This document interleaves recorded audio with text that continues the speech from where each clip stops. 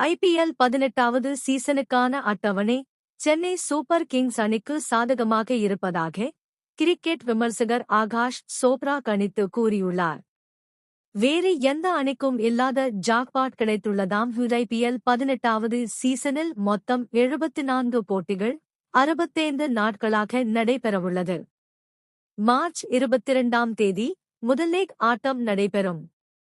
Kolkata night Riders மற்றும் Royal Challengers Bangalore அணிக்கு இடையில் முதல் லீக் போட்டி கொல்கத்தாவில் நடைபெறும் என அறிவிக்கப்பட்டுள்ளது. லீக் போட்டிகள் மே 18ஆம் தேதியுடன் நிறைவு பெறும். இதனைத் தொடர்ந்து குவாலிபயர் 1 மே 20ஆம் தேதி ஹைதராபாத்தில் நடைபெறும். அடுத்து மே 21ஆம் தேதி எலிமினேட்டர் போட்டி ஹைதராபாத்தில் நடைபெறும். அடுத்து மே 23ஆம் தேதி குவாலிபயர் 2 ஆட்டம் கொல்கத்தாவில் நடைபெறும்.